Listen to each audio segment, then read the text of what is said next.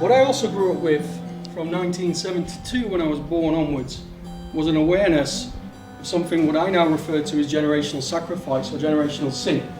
Okay, as a young kid, I'm influenced from the day I was born to the day I died, so to say, as a human being. I was influenced by these things, these war memorials. They were erected in the 1920s, I believe, 1920 or 21, in the whole of the UK. Every village, every town has got all the village people's names, what died during what they called the Great War, 1914 to 1918. Okay, it literally destroyed a full generation of people. And it also created trauma for the next generation, the next generation, and the next generation afterwards. Thankfully, during my search, a brilliant psychologist here in Åland, Niels Gustaf Eriksson, confirmed my thoughts about all this, and he was 100% right. He said it takes up to 4 generations to take that generational sin away from society. So it doesn't have to just be war, it could be a catastrophe. It could be like a volcano erupting in Mariam and half the town dies, or a ship sinking, for example. So, one of these was outside of my school. I used to see it on the way to school all the time. I saw the names of the people in my village and family names on there too.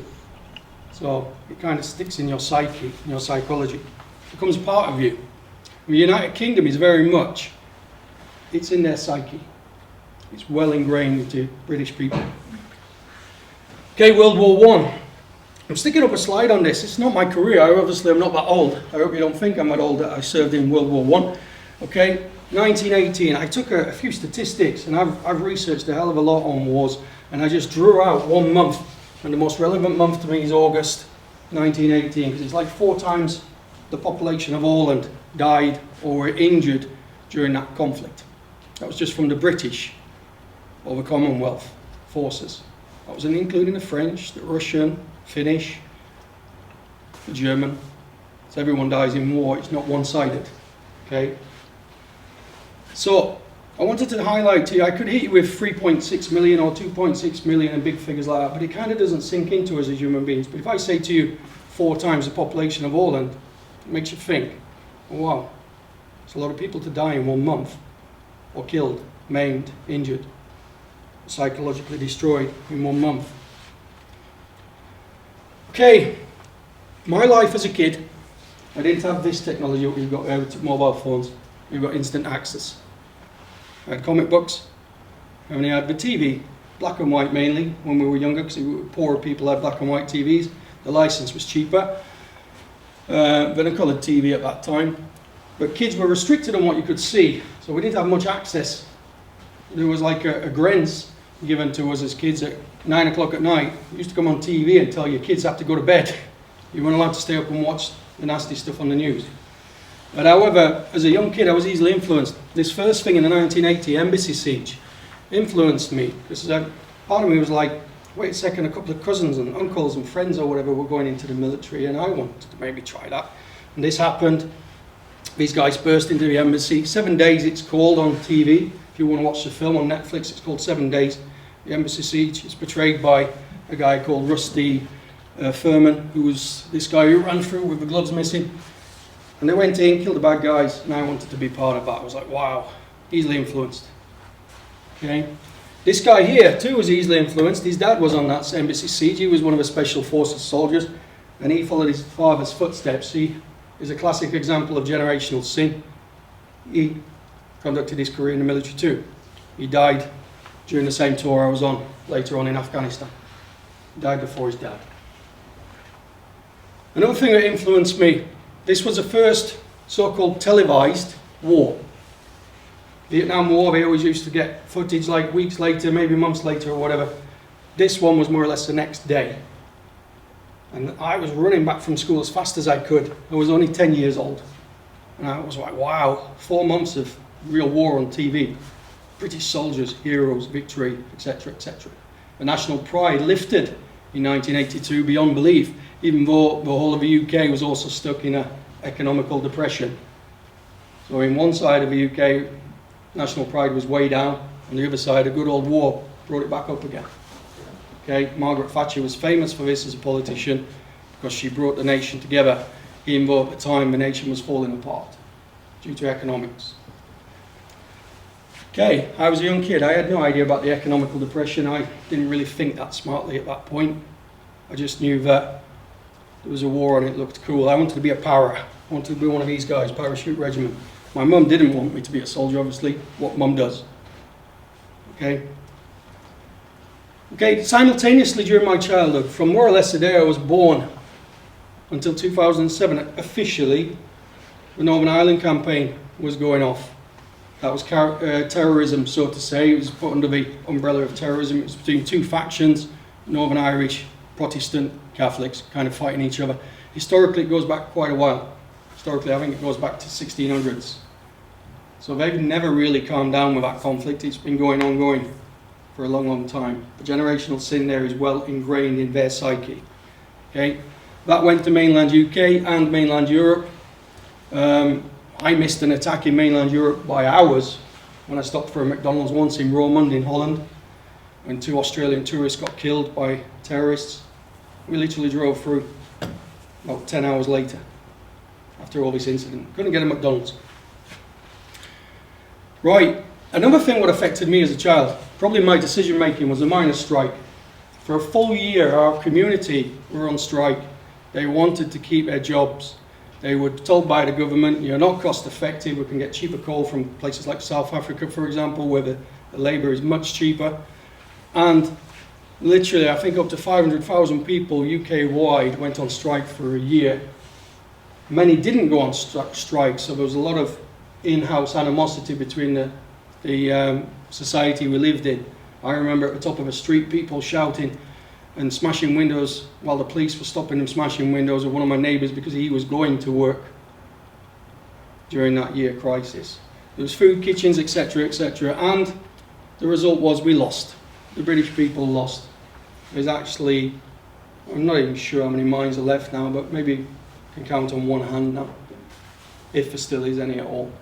It literally tore apart the entire community, and it tore apart the community spirit, what in them days made the UK quite strong.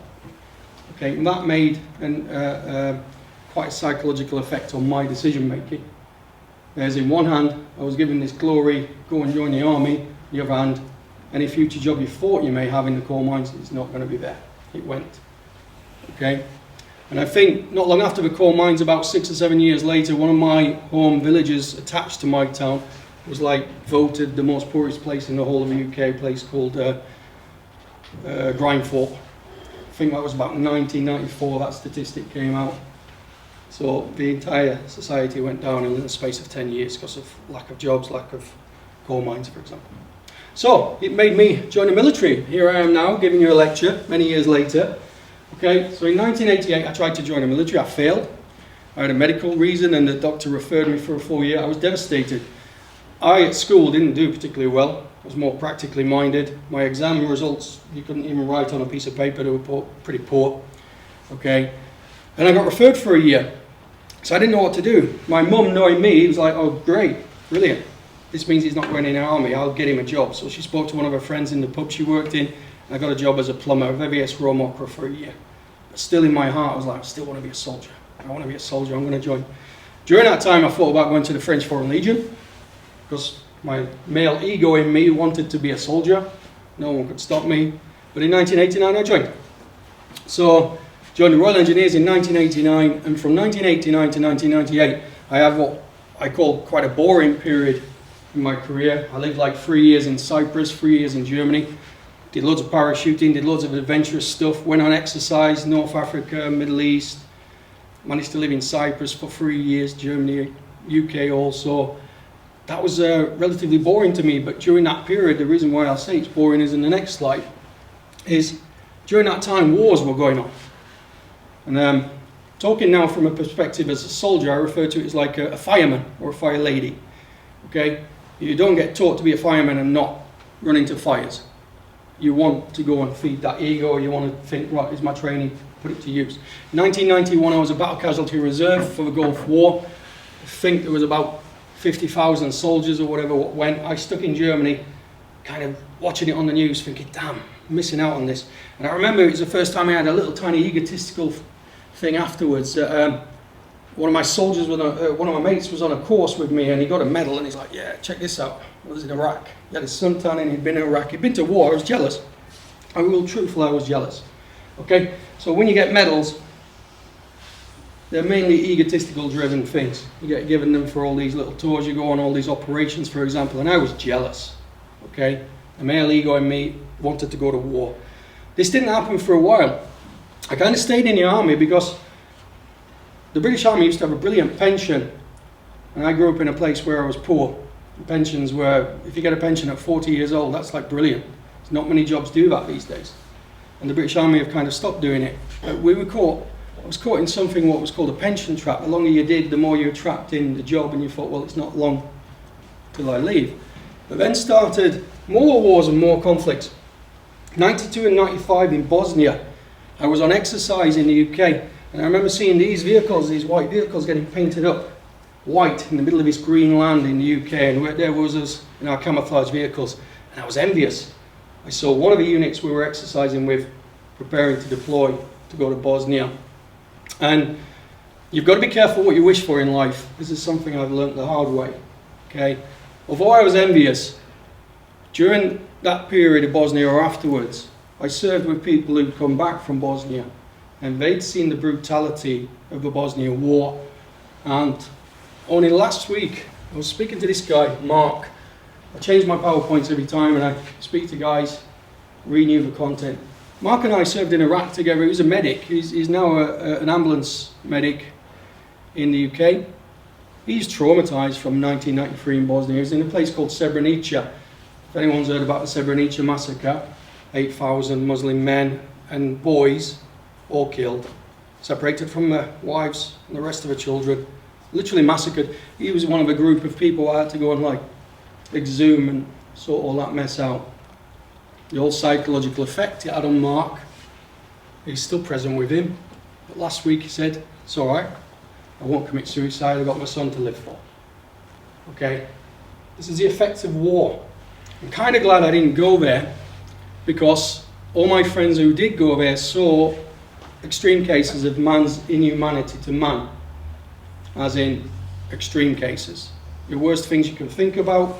We're all kind of put in this book written by a newspaper reporter, and I recommend it to any human being to read it, and I challenge you all not to cry when you read it, okay? Because it was just neighbours killing neighbours. People who'd grown up together with some kind of strange generational sin, took a side, and then all of a sudden the next day were torturing and killing each other. I won't go into details of some of the things my friends have told me, but they were obscene, they were extreme. So I'm kind of glad I didn't go to these wars, even though at the time, still wanted to go to them. I was a soldier, I wanted to do it. This kind of, amongst other operational tours in the world, kind of let me lose a little faith for the United Nations. Most guys who went there were very upset with the United Nations because their hands were tied. They were stuck in these warring factors and they couldn't stop people killing each other. Even though at the times they wanted to, they weren't allowed to take sides. They had to be neutral. So they sometimes had to watch people getting slaughtered and couldn't do anything about it because their orders were to stay to one side. There's much documentation of this, and actually psychologist Niels Gustav Eriksson, when I spoke to him after I moved to Åland, he tracked many Swedish veterans from Bosnia who were psychologically messed up from their part in this conflict. Okay, so the point I want to get across to you is I was still envious, still wanted to go to war, still wanted to be that fireman who got his hands burnt or singed a little bit. Simultaneously, a few of my friends, whilst I was living in Cyprus, 94 to 97, got posted to Cyprus afterwards, and they'd been to Rwanda, and then they started talking to me about Rwanda, and we didn't have Facebook giving us posts up and said, poor old Rob's got his leg blown off in Rwanda. In them days it was more verbal. Did you hear about Rob? I was in basic training with Rob in 1989, brilliant guy. He joined the army again after leaving, after building the Channel Tunnel. He got some good money on the Channel Tunnel and then joined the army again a few years later and was in the same intake as me. And he got his leg blown off in Rwanda. And these guys talked about Rwanda a little bit, and it kind of stuck in my head, and I thought, I'm a person who's curious. If I don't know anything, I like to research it. I like to read about it. So I read about Rwanda. Then I got this book after this guy really chastises the United Nations. He was in charge of a United Nations mission. Rwanda was a genocide, probably our worst modern day genocide. Up to 800,000 people from one of the tribes were killed mercilessly. Okay, and there was real cases of child soldiers there as well during the Rwanda conflict, where kids were killing these people and murdering them. Child soldiers or child conflict is a big thing in the world. It's very much hushed, but it's the United Nations are aware of it. But that genocide was attained on the United Nations. It was a failure. Okay, and it also reinforced to me. I was like, wait a second, what are these guys doing? Okay, and I'm trying to take all this in as a human being as I'm going through my life. So I researched it a little. Okay, so then when I moved from Cyprus to Germany in 1998, I got instantly sent on a posting to South Georgia. South Georgia is part of the history of the Falkland Islands War. It was the first place what was taken by the Argentinians. By some Argentinian scrap metal dealers apparently at the start of the war. So our government thought it pertinent to have a detachment there at all times. So I went with half a dozen Royal Marines, a few other guys, some Royal Engineers, and we had a whale of a time there, literally. So all this best nature in the world. South Georgia is one of the top natural places in the world where everyone must visit for nature, seals, whales, penguins, etc., etc. But we were there to do a job, so part of our job was patrolling, etc. For me, the reason I've mentioned this is it was the first stage of where trauma hit me, but I didn't realise trauma hit me. Okay, we all as human beings will encounter trauma. It's part of life. Okay, some of you probably, almost certainly, have encountered some form of trauma in your life already at such a young age, and it won't stop there. We'll continue to encounter it. First trauma I encountered there was at a dinner time. We had a Mayday call, and one of my jobs as a boat operator was to go out and as a patrol vessel to the fishing vessels, but this fishing vessel was way too far out to sea. You guys coming from a seafaring nation understand the risks of the sea. Okay, I'm sure some of your parents or families or aunties or uncles or whatever work at sea. I'm sure some of you might work at sea as well. So it's a brutal place.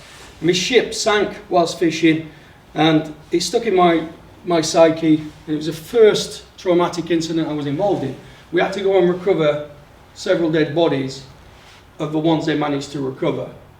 So part of our job was to stick these dead bodies into a big fridge and then go and look after the sailors who'd survived. And trauma, I've learned since then, works in such a weird way, okay, that you don't have primary trauma, you have secondary and third trauma, for example. When we were listening to these guys talk about their experiences on the boat, some of them were withdrawn, some of them were opening up, some of them were in shock. One of them, a father, was telling us how he was so angry that he'd convinced his son to come to sea because they never recovered his son's body. Okay, so that kind of trauma sits in your psyche, and that was the first time I encountered trauma. This guy here, last man off, Matt Lewis, he was one of the British fisheries men who was on that boat who survived. And how they survived I will never know because it was absolutely freezing. Okay, and it took him like 16 years later he wrote about it. Because his trauma was that long-winded that, like survival trauma and seeing people die in his lifeboat, for example, took him that long to process his own trauma. So I read the book, and we're in the back paragraph somewhere, but that was my bit. We looked after these people, and then we put the frozen bodies onto a ship in another fridge and shipped them off to the mortuary somewhere, and that was it, forgotten. Okay, the one thing what affected us on this trauma road was not just the guys who were dead after we did autopsies, some of the guys who were alive. It was a South African boat.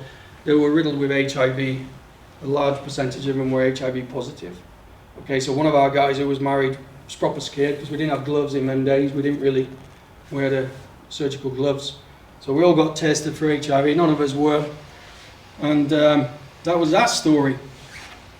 So then straight away, a year after, in the same unit in Germany, I was trying to sort out for my wife to come and live over with me in Germany because I had this sudden tour to go to South Georgia, so she went back to England to live. Just as she was confirming to me she was about to come over and join me, the war in Kosovo kicked off. And we had 2 weeks' notice. There you go, pack your bags, get your wagons ready, you're off to Kosovo. Kosovo, from what I then knew, was a part of the old former Yugoslavia, and there was potential of it being as bad as Yugoslavia and Bosnia. Okay, so we did what we did, professionally packed and weren't ready to go to war, because that was our role. We were going there to take the Serbians out of Kosovo because they were apparently doing all the bad ethnic cleansing. So you listen to what the scenario is and you go there and do your job. But what happened was overnight, a full town of Pristina, plus other towns, Peć and several others, the ethnic Albanians at gunpoint were told by the Serbians, get out or you die. Simple. Didn't matter. There was no questions. There was no, well, I've got to go to school tomorrow. There was none of that. They literally just emptied the entire towns of a certain ethnic amount of people and said, go down to the border, you're NATO's problem. NATO can deal with you. They want to protect you. At this point, the war had started. The bombing campaign was going full. Okay, it had been going on for several weeks. So then we had to re-roll as soldiers and engineers. Naturally, we worked a lot in water supply and things like that and sustainability. So our job re-rolled to look after these refugees. But politics got in the way a little bit. These guys, these refugees were caught on the border for several days, almost to a stage where they were going down to be a catastrophe, where dysentery, etc. was starting to kick in, because 3 or 4 days into it with no proper sanitation, no water, all these pregnant women, all these elderly, like this family up there on the top, okay, we're getting close to be a nightmare. Okay, then the politics got involved and they got ushered towards all these makeshift camps. We luckily worked for like 2 weeks without hardly any sleep, and we looked after them.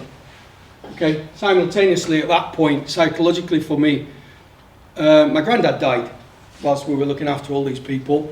In those days we weren't allowed to just jump on a plane and go back. I think I got a 5-minute phone call to my dad and said, I'm sorry, can't make it back. And I had a bit of an epiphany there where I sensed my granddad was saying, no, kid, stay there, you're doing good, look after them. Okay, so that was a little emotional period for me. And then after the refugees, we sustained it, we looked after them. Okay, it wasn't a bigger disaster as it could have been, but it was close. Okay, we then changed back to our war fighting role. The war was commencing at the time, then NATO was still bombing them and destroying them, etc., etc. Okay, and then we went up into Kosovo itself. And there's a picture of me up in Kosovo in a village called Klina. We were helping rebuilding bridges to open up the supply routes. One of my other jobs was to build bridges. We had many jobs. I was a master of lots of trades. Okay, so me and myself, Dave, and Dave was in Bosnia. He was the one who said to me there, and I'll never forget his words, he said, I never wanted to smell that again. Because where we were standing around those tanks aren't just bits of metal, the bits of human beings what have been blown up all over the place into 1,000 million bits. Okay, and you could smell death, and it was on my clothes. We couldn't get rid of it for like a week or so. We didn't really have a washing machine to put our stuff into and wash off that smell. The stench of death was with me for at least a week afterwards. And it opened up some of these traumas from Bosnia, when it smelled similar atrocities where people have been burnt to death in houses, etc. Okay, so that kind of trauma sticks in your life. And it's another form of trauma, okay? You can see someone die, you can touch, you can smell, all your senses are part of this traumatic triangle. Okay, and that stuck with me, that smell. For bacon, for example, I can't cook bacon till it burns, otherwise I get that smell back. Okay, but I do love bacon. Okay, what it taught me also is, and this was a learning process of war, it taught me that war doesn't simply end there. Okay, the destruction afterwards. This one is a perfect example of depleted uranium. If you notice, any of you sleuths there, that tank we were stood next to is there. And an article was written by someone what I found on the internet, and I took it, I've stole their article just to get a point across. But depleted uranium sticks in the environment for weeks, years afterwards, okay? And it's very high for giving leukemia and such likes to kids. What struck me most in the Getty Images article was these little kids playing on the same tanks where we accumulated for a photograph. They're just playing, as kids should do, not knowingly understanding that they're probably inhaling depleted uranium dust Every conflict I was in the military, these depleted uranium were used. Iraq, Kosovo, Afghanistan, to name a few. Okay, and it was on the news only last year about them sending depleted uranium to Ukraine. So once it's used, who's cleaning it up? Nobody. It just has an ongoing legacy and an ongoing effect. Also, we were aware of this. We were told that the entire border of Kosovo was going to be mined. I hate mines. I've worked with them my entire army career as an engineer. I taught mines. I became quite high up in the teaching level of mine warfare. Okay, does anyone know who that lady is in the middle, by the way? Diana. Princess Diana, a legend in the royal family, died way too early. One of her greatest achievements in the world was doing a halo toast, and not just that, creating something called the Ottawa Convention or the Ottawa Treaty, where a lot of nations signed up to getting rid of anti-personnel mines. If you see a mine victim, as I did in Kosovo, a young girl stood at the side of the road with like on a crutch with a leg missing, you then start to think, wait a second, she's done such a tremendous job to save these young kids. Most kids get affected by anti-personnel mines after the conflicts have finished. The world is riddled with them. I won't hit you with statistics because there's millions and hundreds of places. However, the statistics I will use, $3 to $75 to make to make a mine. They're relatively cheap, and they are the best soldiers in the world. You put a fuse in them, stick them in the ground, they're normally waterproof and stay there for years. They do not complain, they don't have to check their phone for updates and stuff, they just lie there and wait for something or someone to stand on top of it. If it's the correct weight, bang, it explodes. Brutal, but it takes up to $300 and $300 to $1,000 to get them out of the ground. I have friends who've worked doing that. I was offered jobs to do similar as well. I turned them down. Civilian contractors is something what I was aware of then in Kosovo. I've only picked out one. The reason I picked that out was the first one I encountered. The first one I saw was KBR building camps in Kosovo, and then later I saw them in Iraq and Afghanistan.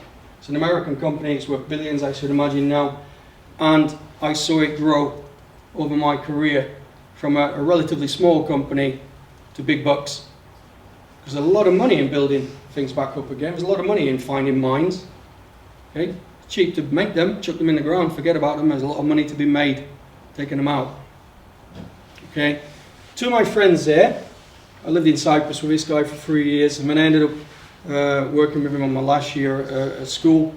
He died in Syria, and he died in Iraq, and I was in Iraq with that guy as well. They were earning up to $10,000 per month to go and either teach or to defuse mines or IEDs. And his story is horrible. It took him like 3 months to get his body back. His 5 kids and his mum was devastated because they couldn't get him back because he wasn't insured anymore because he was apparently doing an illegal method of operation on the mines. So his insurance was invalidated until they validated it, and then he came back to England and got buried. Okay, but you make the choices, you live with them. It's brutal. He was following the money. That's life. Okay, so me, 2003 in Iraq. I was close to separation at this point, or I just separated from my wife, and I was a bit of a lost soul, I can admit, and I was chasing war. I volunteered to go to Iraq in 2003. 44,000 thereabouts British soldiers deployed there, plus Americans, plus other countries. Okay, out of that 44,000, 6,000 of them were reserves, what were called up. Most of those guys in my unit who were reserves didn't want to be there. They'd done their time in the army. I was like, I just got my own business up and running. I've just done this, I've just done that. One of the guys who drove around in my wagon with me was whining for the entire 5 months because he'd left his family and his kids. When he said to me, Chris, I've just got my life back together. I don't want to be doing this shit anymore. But he felt imposed to do it. Felt he had to do it. He was a reservist. Okay, he felt that loyalty, etc. Knowing what he knows now, he wouldn't go back again. So I kept his head straight for 5 months. During that tour, I saw Iraq devastated. I saw what was, in my opinion, a relatively modern country, quite modern country, what had just been blown to shit by us. Okay, and I couldn't work it out. Again, I have to process these things. I'm like, wait a second, our government says there's weapons of mass destruction. They were proven false. Okay, Tony Blair blatantly lied, got us there. destroyed all these places, and it's never been the same since. It's not had peace since 2003. And again, don't quote me here, but I think there's different sources what say up to 1 million people killed or dead since then. Most of them kids. Because most of the water facilities, I saw water facilities destroyed out there, and they're not a legal target in any war. You shouldn't be destroying sanitation, water, etc. Okay? So it opened my eyes a little bit, and I was putting these pieces in block, building up a picture of my career. But I still was convinced at that point we were doing the right thing because our government was telling us so. Why would they lie? Okay, then straight away, as soon as I came back, I went to war. I sort of scratched that itch a little bit. I saw war, I saw bombs going in and that kind of stuff. But then I volunteered to my own country to go to Northern Ireland. I literally been back about 4 months, and I trained up. And at this time I trained up in counter-terrorism search and bomb disposal. And we had a team that were tasked to go out to bombs. So our job was to find bombs, secure them, so a guy could go in his nice jacket, clip a few wires, get some medals, etc., etc. And that was our job. And we were very busy there. But it opened up my eyes also to terrorism and also hand in hand, organised crime. There was lots of drugs involved with terrorism. It helps with funding. We found lots of drugs and lots of diesel refineries and such likes, and it all comes hand in hand. Every conflict we've been to, there's always been an element of terrorism connected into it, because I worked in that branch. I had an eye on it. We saw paperwork what told us stuff, and we saw physical things. This war stopped, or this conflict stopped in 2007. However, 2 of my soldiers, this guy I had working with me for about the better part of a year, got assassinated at the front gate as they were waiting for a pizza before we deployed to Afghanistan in 2009. Terrorists came up, shot 4 or 5 of them, and went up and finished 2 off in the head. I tried to do a third, but he deflected it with his hand. He's still alive. I spoke to him about at the start of this month. The anniversary was the 7th of March, actually, of them guys, Mazarine Barracks. And the terrorists got arrested and then got let off about 2 years later. Okay, so devastating news for us, but it proved to us that that conflict was still kind of ongoing. The day after that attack, a policeman got shot also. Okay, but it was hushed in the news because they wanted peace. So the news will manipulate when they want, if they want, to keep a conflict being good or bad. If they want it quiet, they'll keep it quiet. And those 2 guys got exterminated at the front gate waiting for a pizza. Okay, in 2005, I shot off to somewhere in Cyprus, United Nations. Does anyone know Cyprus or the history of it? Has anyone been to Cyprus? Anyone been to Ayia Napa? Where did you go? I don't know, I was so little. You were so little. Cyprus is beautiful. Some of the best sunshine islands in the world. Greek, on the Greek side and the northern side in the Turkish. 1974, a war broke out there. The Turkish kind of invaded. There was a bit of ethnic cleansing going on. I don't take political sides anymore, but 2 sides fought each other and it escalated. And since then, there's been like a border what's been patrolled by the United Nations since 1974. It's one of the oldest conflicts, probably older than, no, not as old as Korea, South Korea and North Korea, but it's one of the oldest conflicts that the United Nations got involved in, what's not yet been sorted out. But in there was lots of minefields. This sign is me there. One of my mates or one of my soldiers was chopping something up, and we were decommissioning patrol bases and stuff, and we were also decommissioning minefields. What I saw there was civilian contractors I spoke about, from Africa actually, cheap labour, okay, prodding for mines. Those guys were over from Africa. I dread to think how much or little they were being paid to prod for mines as part of something like the HALO Trust. And we were decommissioning minefields. My job was to sign off the paperwork that the minefield was gone, so a farmer then could go there and lay his crops afterwards. Because the farmers were allowed to go into the no man's zone and use a certain amount of farmland if they wanted to risk getting blown up. So during that time I saw minefield decommissioning firsthand. Okay, and I saw how it kind of worked because I was semi-involved in it. Brilliant 6 months, opened my eyes again to the United Nations and opened up another piece to my puzzle on how I think as a human being.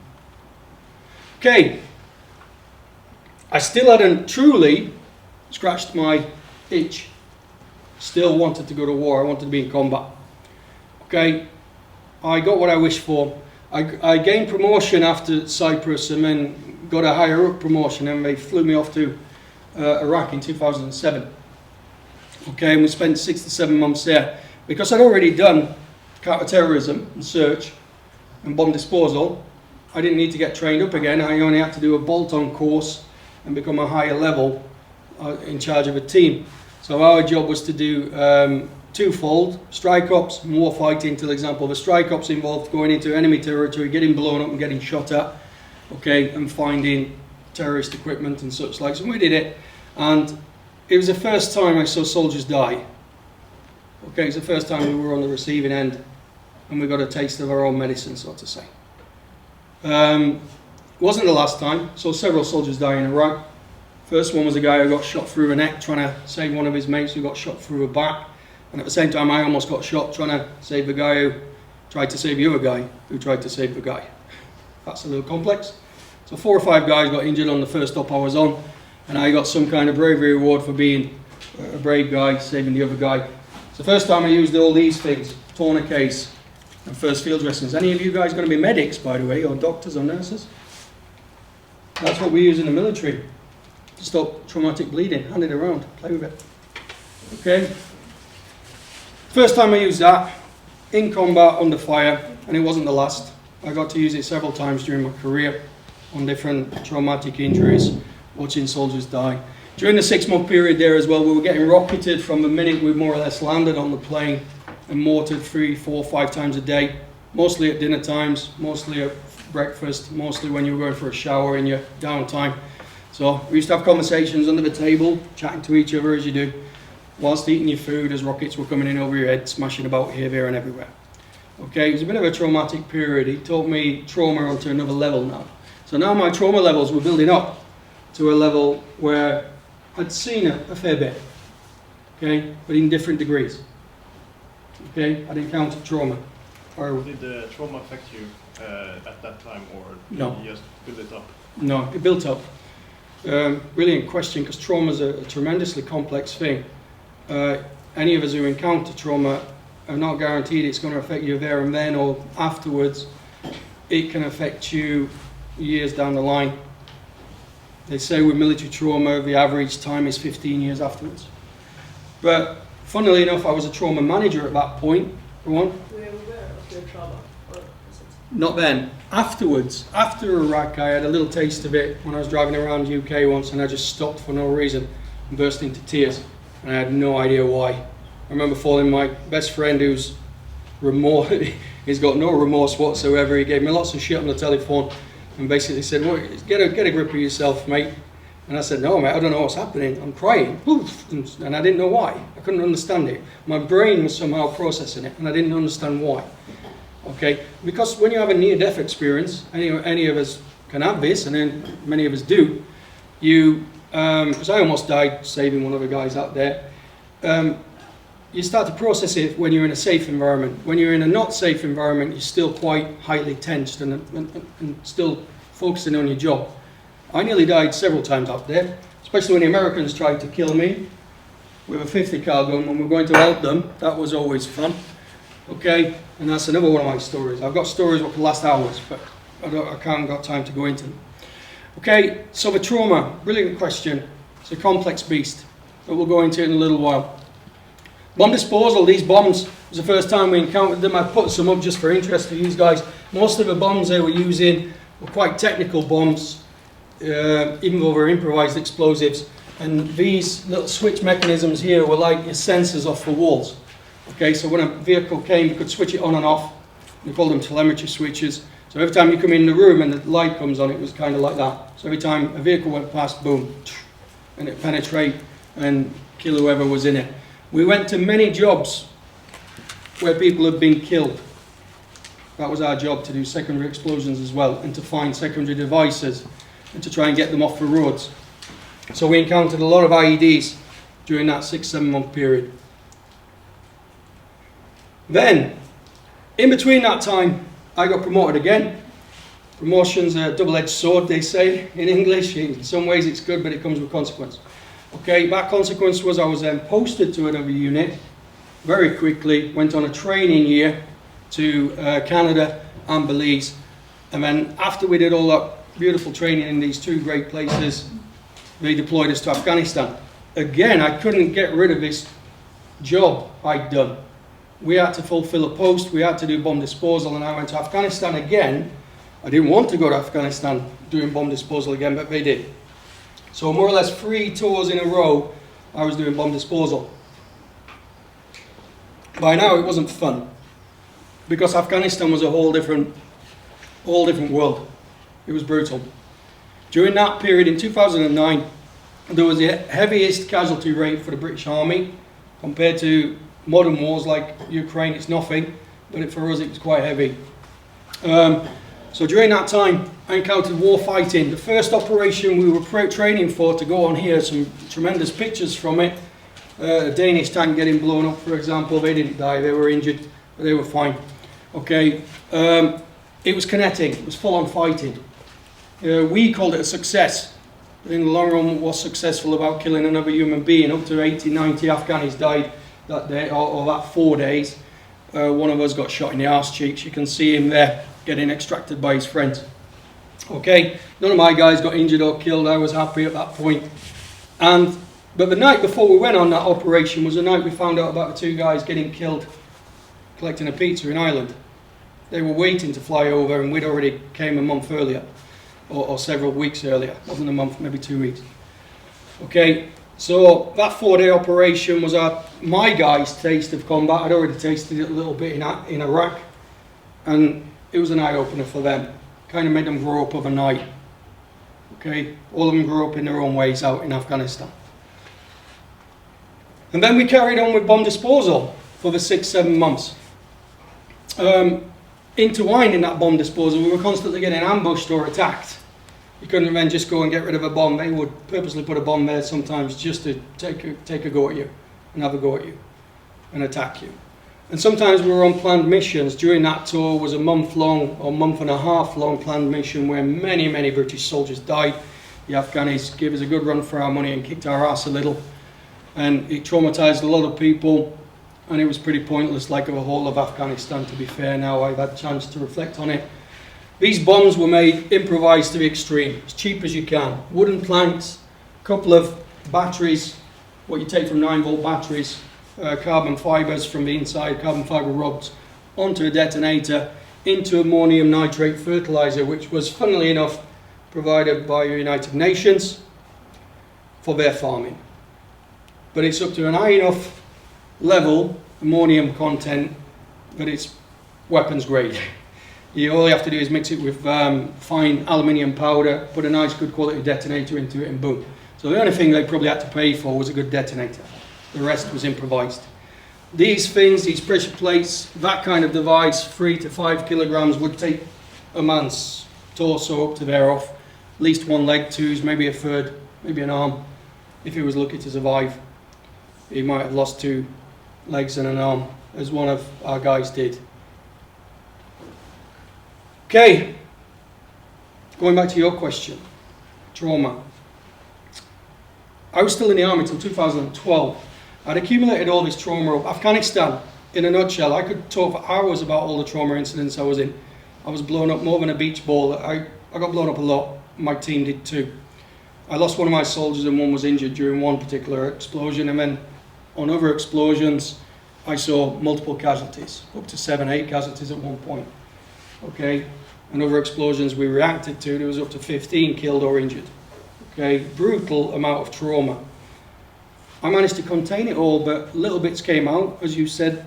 Did I have little signs? There was little signs, yeah, of course. How do you not think about seeing a 21-year-old lad's leg hanging off and bleeding to death on his last words and last bits of life? How do you not think about that? I'd be inhumane not to think about it. Okay, my trauma, funnily enough, came at the birth of my daughter, or 4 weeks before. My daughter, or my ex, was diagnosed with malignant melanoma 4 weeks before she gave birth to my daughter. And then as a cursory check, for 2 years afterwards, my daughter went to hospital. So for the first 2 years of my daughter's life, my daughter was going to cancer checks about every 3 months, x-rays, etc., and scans, and you name it, blood tests. So every time she got a little bit of cold, I thought she was going to get some kind of leukemia or something. I had no idea. And simultaneously, my ex then got traumatized during childbirth. She almost didn't give birth. She thought she was dying during childbirth. And that traumatic incident, when she said goodbye to me, broke the bubble for me. As a human being, I wasn't the same person again after that. It opened up the whole plethora of trauma I'd had from my entire life. Okay? The easiest way I explain it is a puzzle. That picture up on the right hand side there, you imagine you build a puzzle. Your life is a puzzle, and you're constantly putting your parts to your puzzle. You're making your mistakes, things are going wrong, but somehow someone came up, messed this puzzle up, and those bits were all over the place. That was my life. That was all my trauma, and I didn't have the capability to put it back together. I was broken. I was an absolute broken man. I was at the top of my game. I got posted to Defence Training Regiment to instruct other guys to go out there because I was so well qualified in the job I was doing, but I couldn't talk to a human being. If you'd have come up and asked me a question, "Oh, Chris, how are you doing today?" I would have just broke into tears. "I'm fine." And I was useless. I was no use to anyone. I was no use to my ex, my kids, anyone. I was a broken man. That's when my trauma first came out, and it flooded out. That's when it became complex trauma, or post-traumatic stress disorder, or complex post-traumatic stress disorder. I didn't get diagnosed till 2012 by this fine gentleman here. And when the military didn't diagnose me, because if they diagnosed you with PTSD, you had a right to claim, because you didn't start that job with PTSD, you finished the job with it. So they kind of said, "Oh, it's okay." They tried to put me on medication, they tried to put me on antidepressants, etc. I had a lot of treatments, but they never actually said you've got PTSD. I only actually got it from this gentleman here, who had worked with PTSD before. So I've thanked him since, because it helped me. You can't fix something if you don't know what's wrong with it. I didn't know what was wrong with me. I had no idea. I thought, why can't I function like a normal human being? What is wrong with me? So, complex trauma. It's not just soldiers. This is just my history, just my story. It can be child abuse, it can be alcohol abuse, it can be anything. Unfortunately, humans are not nice creatures. These things happen. We're all traumatized at some point in our life. I'm not unique, I'm not special. Okay? I just happen to have an extreme case of trauma from my choice of career. What it also did to me, as part of my growing back as a person, okay, so I'm kind of grateful for my trauma. I'm not negative about it anymore. It helped me understand what I've been part of, who I was as a person, what my role in life was, and part of that understanding is I had to absorb. I can't stop buying books. Some people are addicted to heroin and stuff. I'm addicted to books. Okay, I cannot stop buying books. I have got a thirst for information to understand me, and understand how I was broken, what I was part of. So I continued and bought all these books. Okay, I went all the way back to the First World War. That's part of our heritage. It's part of our generational trauma. I went through all the conflicts. I then found a book here, War is a Racket, which this guy had done the same. This was the highest serving American soldier after the First World War, and said war is only about making money. And he puts it there in black and white. And if you've got a guy who's gone all the way up the ranks in the military, what's telling you that, some truth's hidden in it. Okay, but he's not hiding it, it's pretty obvious. Okay, and when I come to this conclusion, wait a second, what was I part of? What's destroyed me? Why did I do it? I made a deal with the devil in my own job. Okay, by following that job, it came with consequence, but it was my choice, there's only me to blame. Okay, so I went through all these books. The one book what saved my life, and I always make reference to it here, is Zen, the Art of Happiness. I'm no Buddhist monk, I never have been. Okay, I was semi-religious, but now I'm very spiritual in my own way. I found my own spiritual way.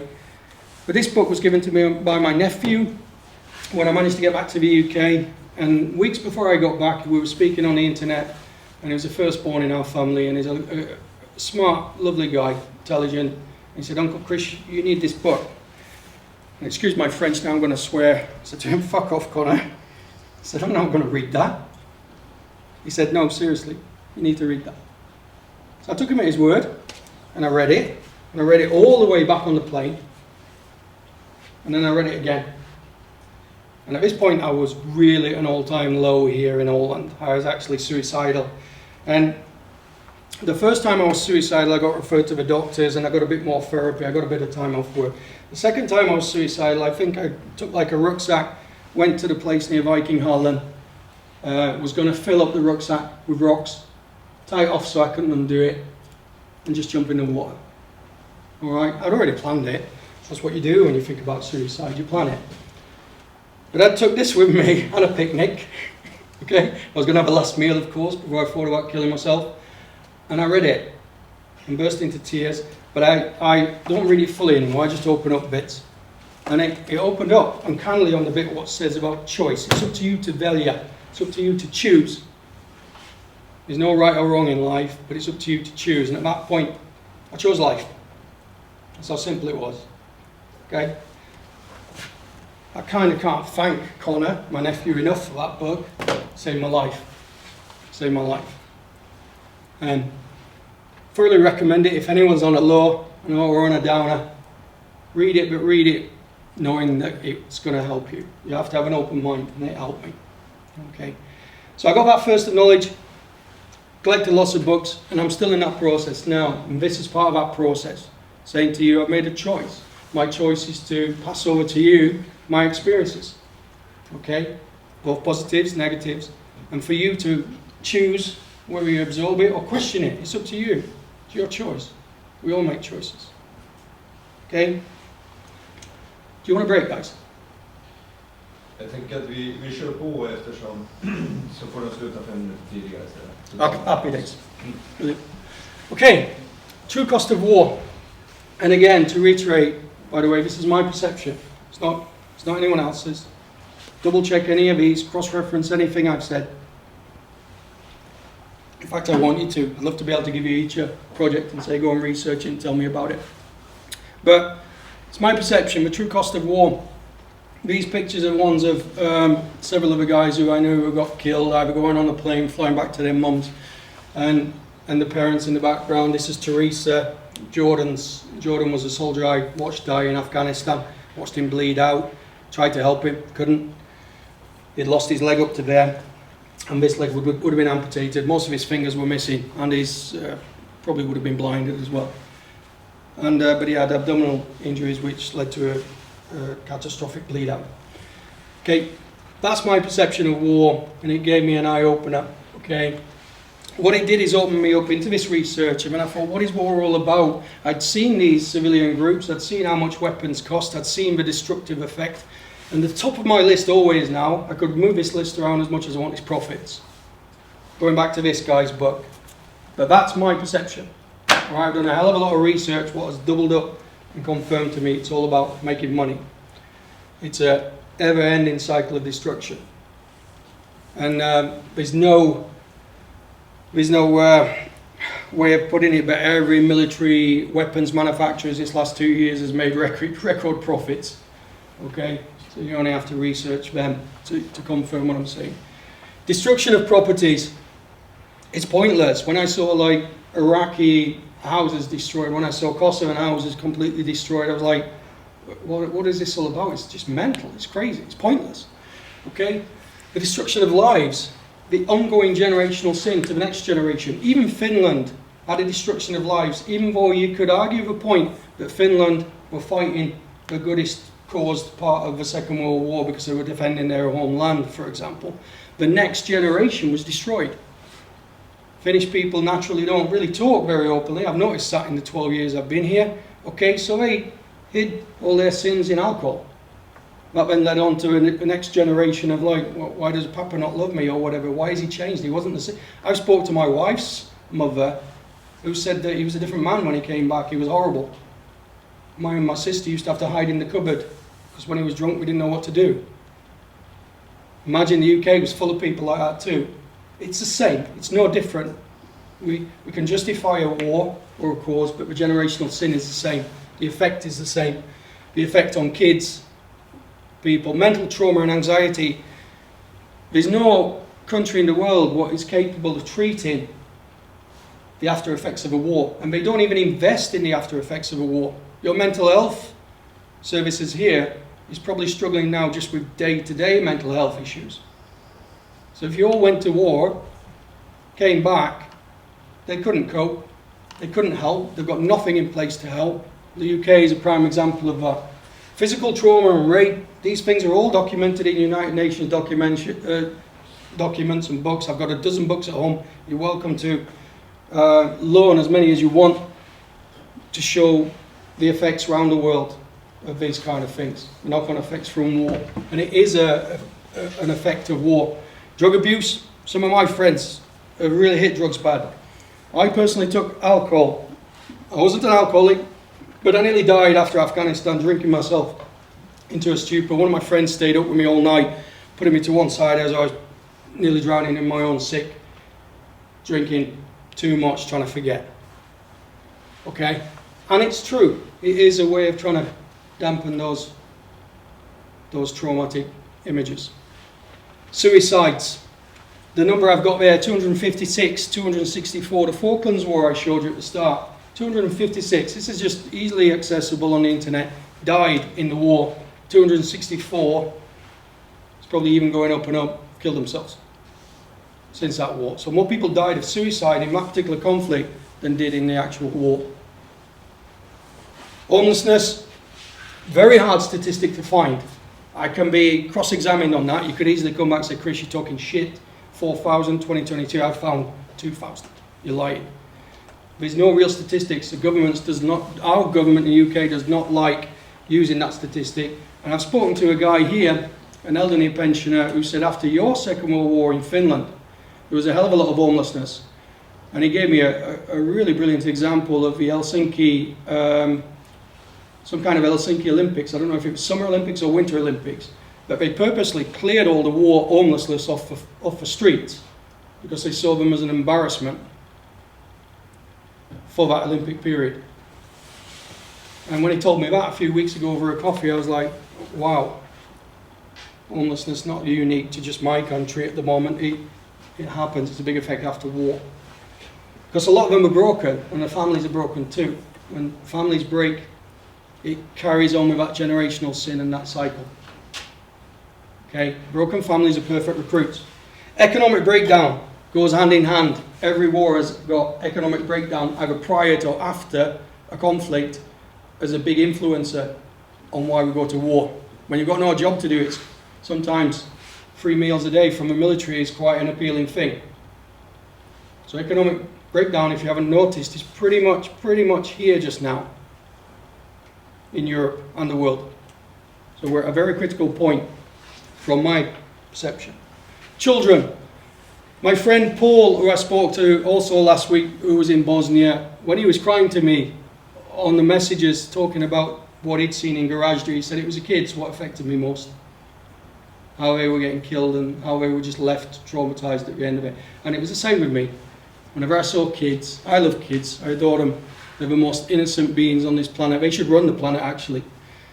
They're the ones who statistically also suffer the worst. Okay, this book I've just bought, I'm probably 2 paragraphs into it, and I will read it, War on Children. It's phenomenal, the statistics in there. The effects it has on kids during war and the potential for them to be conflict children and fighting wars, little kids with AK-47s.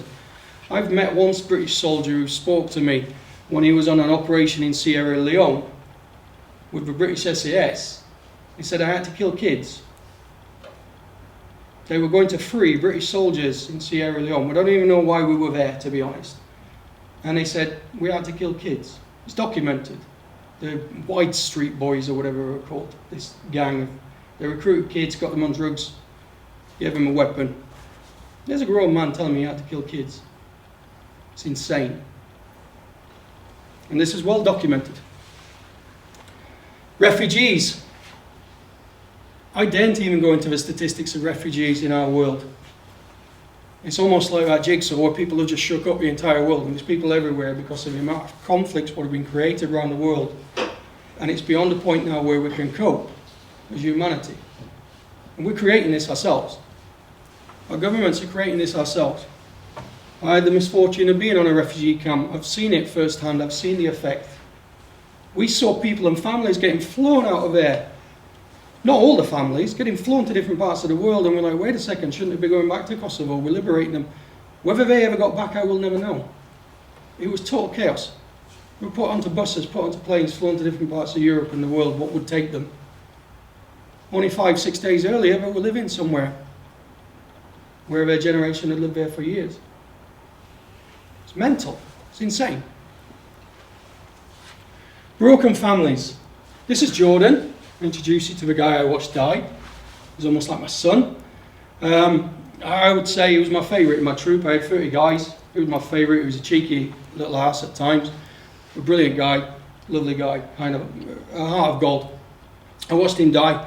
Worst thing I had to do was go to his mum during my rest and recuperation, my 2 weeks off, and then I promised I'd go and see her and say, so we tried our best, tried to keep him alive. Her question to me was, how did he look? Was he okay? I had to lie. No. She knew. She read the coroner's report when we had to go and do a legal thing to check up on his death, but she knew the level of trauma he'd encountered. I just said, just remember him how he was, not how I saw him. Okay? That's just one of many I encountered during my career.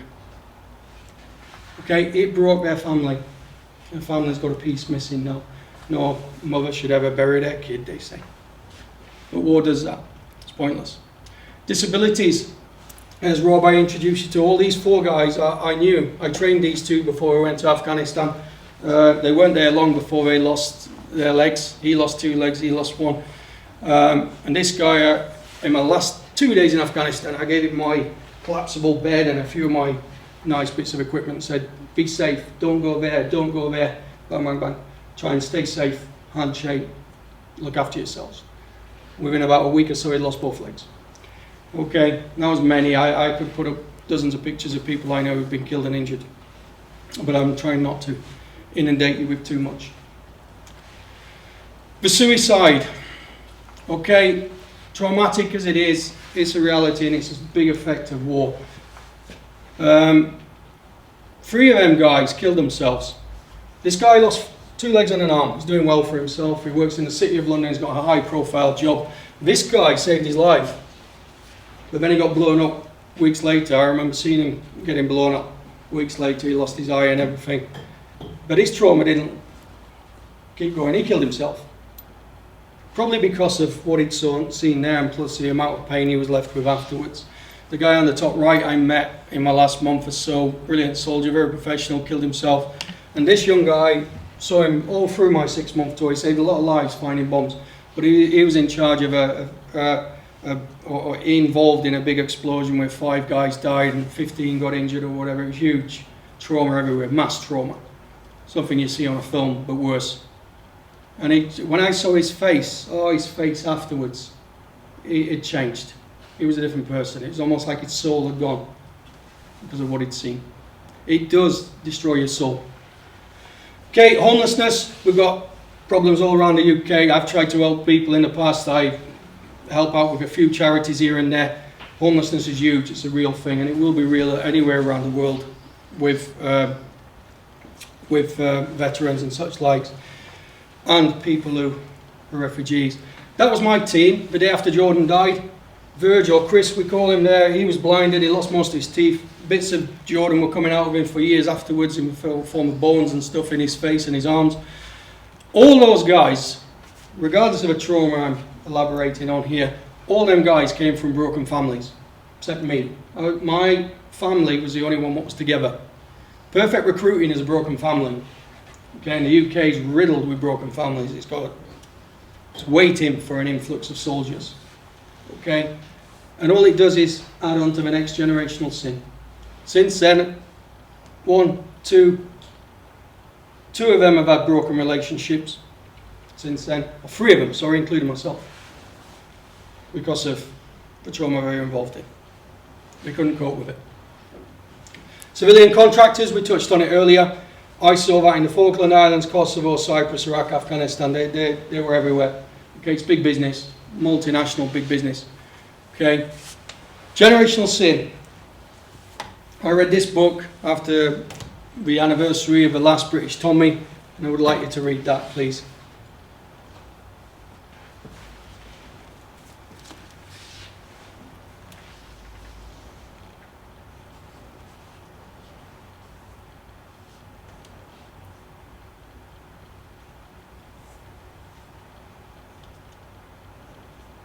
Is everyone good?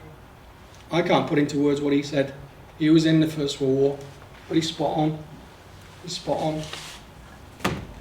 It's insane. Settle the differences. Why don't we have dialogue? It's 2024. Why aren't we talking? Why are we pushing towards war? Because it's money, nothing else. But that's my perception. Okay, Harry Patch, totally admire him for what he said. These pictures here, that's Ukraine. Whether he's a Ukrainian or Russian soldier, it doesn't matter. They're still soldiers. They're still human beings. Okay, French up there, German, British. They're all human beings. They're not. Technically, you guys, you're finished. You should hate the Russians. I should hate Japanese and Germans if we go off that context. Okay, because they were the last ones we fought in the Great War. But I don't even hate the Taliban what killed my friend. Okay, that was war. That was a deal with the devil we made. Okay. So hate does us nothing good. Nothing whatsoever. Have we learnt anything? What do you think? I don't mean on this PowerPoint presentation, I mean from 1918 to 2023. Have we actually learnt anything as human beings? Still making the same mistakes. Still that same revolving war cycle. Okay, I don't believe we've learnt a single thing. Okay, I'll quickly fly through this. I'm talking too much. Ammunition expenditure. 2006, 6-month tour. 142 Javelin weapons. That's an anti-tank rocket. They were shipped off to what's it called, Ukraine last year in their hundreds, if not their thousands. And then since then, people have been buying them in their drawers. I won't get you to do the maths this time. I normally do. We're running short on time. 80,000 times 142 is 11.4 million. That's how much it cost for them to waste 142 weapons in Afghanistan when there wasn't one single tank to engage. But they shot 142 of them during that 6-month period. I've only picked up one bit of their ammunition expenditure in 6 months. Millions of rounds when you add them all up. Hellfires, 2,000 pound bombs. I saw all them go out in Afghan. Everything used there. Okay, 11.4 million. Just on anti-tank rockets with not one single enemy tank. There's no coincidence that Javelin joint venture between Raytheon and Lockheed Martin, as profits have gone up this last 2 years, hugely. Okay, it's been battle proven now against tanks in Ukraine. There's a reason why these things get given. These products sell better when they're battle proven. If a tank proves that it's good and can take a few hits, it sells better than a tank that's never been proven in battle. So does a Javelin rocket. That is that far in the weapons industry. The weapons industry is up here. That's worth billions, probably. But I know the Secretary of State for Defence, who was a joint shareholder or whatever, or some kind of on the board for Raytheon, then got the job in the US political system for the Secretary of State for Defence. Of course they're going to push wars if they want more money to go. This kind of thing happens all the time. They'll push wars because it makes money. My Dargis, I work at Dargis now, I love it. Best job I think I've ever had in my life. All I do is cook, clean, give it out to these little kids. They come and ask really funny questions sometimes. One of them thought my name was Christmas once. I thought that was hilarious. I said, no, it's Christopher. Is it Christmas? Brilliant. Okay, 295 times 12. That's easy bit of mathematics, but it's not 11.4 million. Okay, that's for one child in a Dargis, which is best. Let's invest in our kids and our future and not have a new generational sin instead of investing in anti-tank rockets or fast attack jets and such likes. Okay, that to me is a win-win. It's a no-brainer, we say. It's a lot better to invest in our kids. Okay, this was a German soldier. Definition of war is a place where young people who don't know each other and don't hate each other kill each other. And that's a fact. okay, by the decisions of older people who know each other, pretty much hate each other, but don't kill each other. How insane is that? I'm older, you go fight for me against that guy I don't like. Thanks very much. That's what war is. That was a German soldier in the Second World War. Okay, and he fought in the Second World War, but he worked it out, same as this old gent here. You soon work it out, wait a second, this is insane. Okay, so to reiterate on generational trauma, I believe that we all have our own generational trauma, whether it's war-driven or not. Finland's got its own case of generational trauma.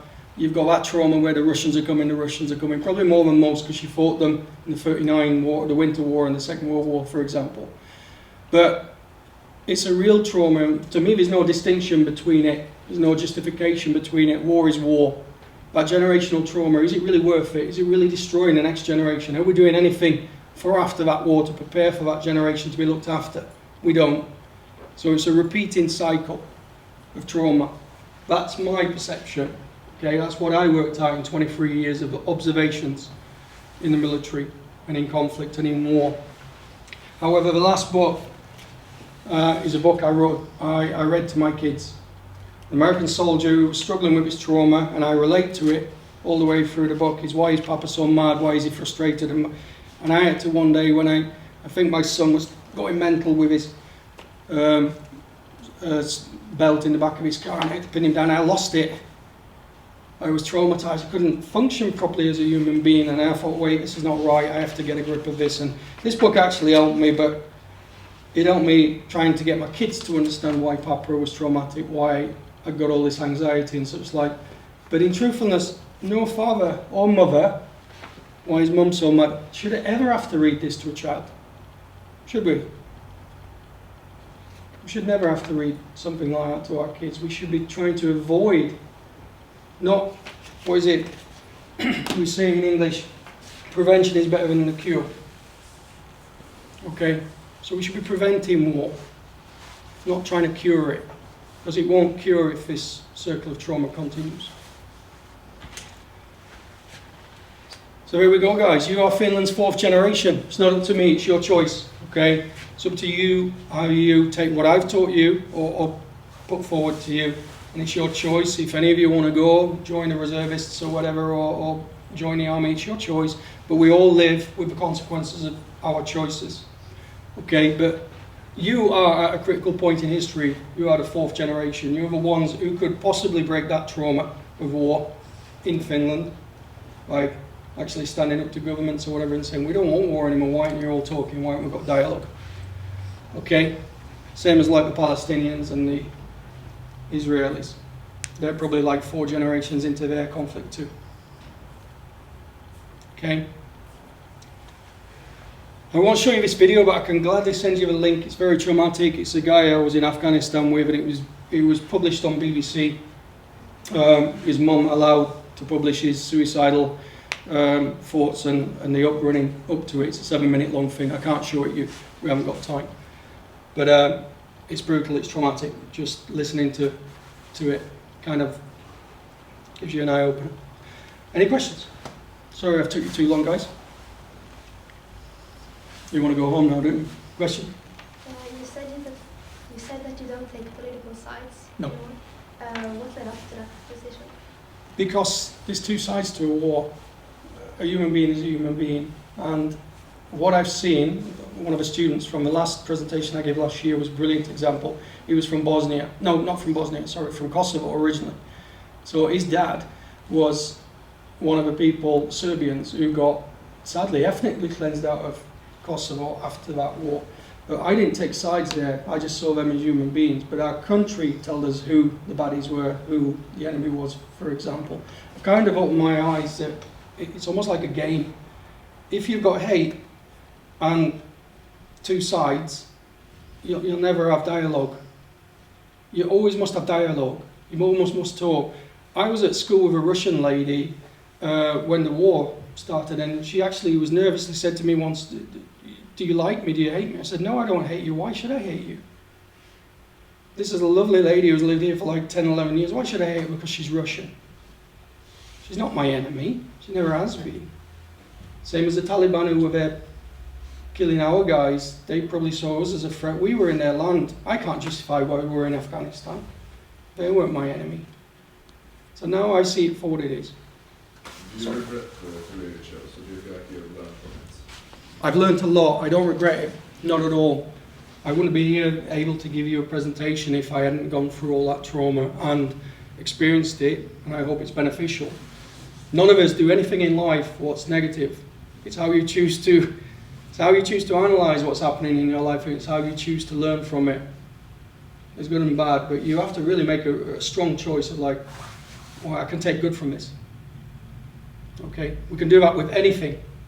Anything. You just have to have a lot of strength and belief. Any other questions? Well, thank you very much for your time. It's very precious. Yeah, no,